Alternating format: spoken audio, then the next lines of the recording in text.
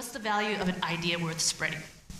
So I had that in my mind, and I was listening to the rest of the talks, and I just noticed one by one how there's all these walks of life, amazing people coming on stage. There's a violinist that was suffering from depression all her life, but she finally found an outlet through music.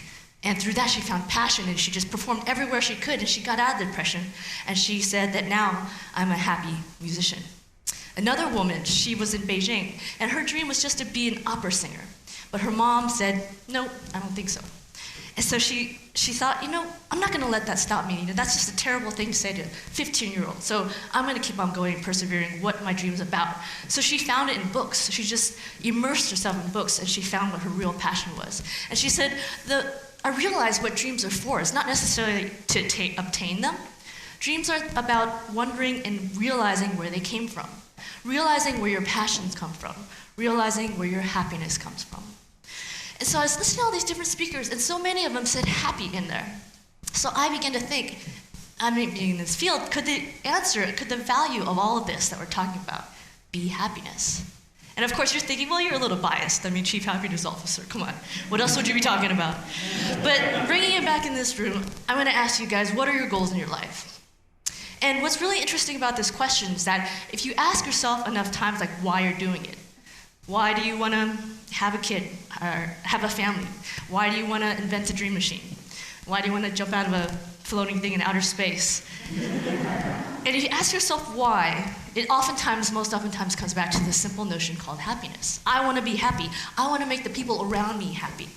But what's really interesting is that even though this is such a simple notion, the research shows, and I just want to caveat when I say happiness, I talk about the science of happiness and positive psychology, not the let's all hold hands and sing kumbaya type of happiness. Not that there's anything wrong with that. But what the scientists say is that we are, as human beings, are hardwired to seek happiness in our life. So why are we so super bad at figuring out what brings sustainable happiness to us? And we hear this all the time about lottery winners. They think they're going to be happy, then actually their happiness levels goes down.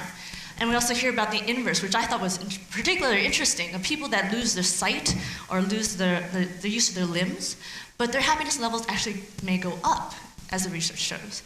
And it becomes like these interesting questions, because we always say, oh, when I get this, I'll be happy, or when I achieve that, I'll be happy. But really, it becomes a moving target. So that's when I started reflecting on my journey here. I'm like, why am I so passionate about this topic of happiness? And so I started reflecting on my life and thinking about high school when I was sitting in the corner of the room, listening on my Walkman to The Cure and Robert Smith, reading my books from my French class, The Stranger by Albert Camus, thinking about all these existential questions, and this was in French, so how much more glum can you be?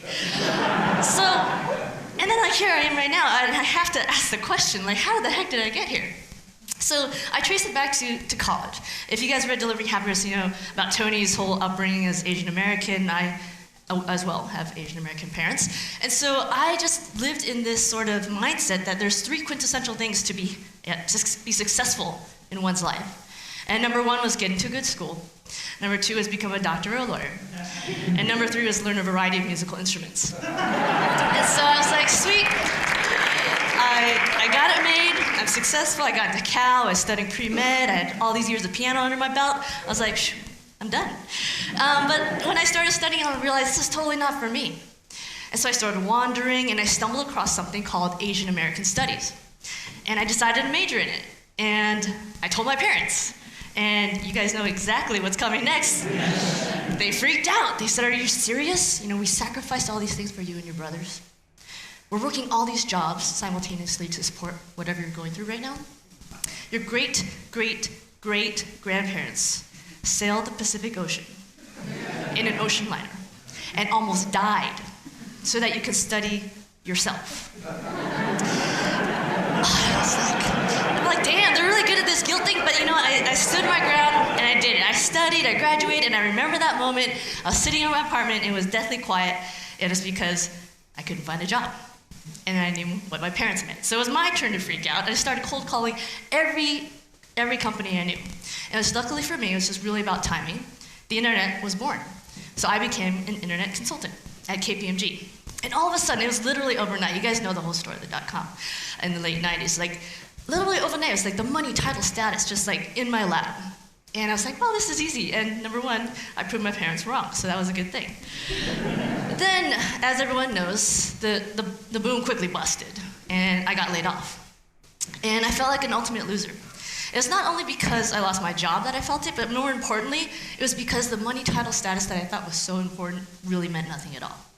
So I decided to, try to figure out what I'm going to do. And that, in the part of the book, if you've read it, is when Tony and I climbed Mount Kilimanjaro, because I just had to get away from the space, not knowing where I wanted to go. And in that moment, actually, if you think about what happened with Tony's story, like he had just sold Link Exchange to Microsoft, his first company, for about $180 million. And I had just lost my job.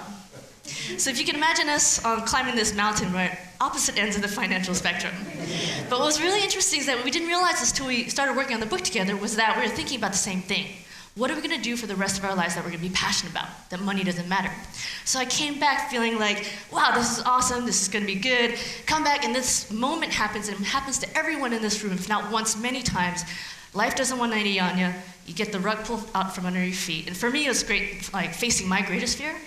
And my greatest fear is losing my dad, losing someone I loved. And so I lost him to colon cancer, and then again, that pushed me to another space of what am I going to do every day that's of meaning to me, of substance, of something that I'm really passionate about. So that's when I just started looking at life as a green field. I started writing, I started doing graphic design, I started making films, not really good ones, but I just did it anyway, just because I felt something about it. And through that process, realized what my real values were. If it's not money, title, status, then what was it? And for me, it was the people in my life. And that's how I stumbled across Zappos. And Zappos at that time, when I first met it, was a tiny little startup. And all I wanted to do was just sell shoes to the world. And then it grew up a little bit and said, you know what, we actually want to have the best customer service. And then a couple years later, it grew up even more and said, you know what, it's not about that only, it's about our employees. How do we make them happy? And then finally realizing what they were doing, their higher purpose, essentially delivering happiness to the world. And so those things coming together was a weird parallel in how delivering happiness came about.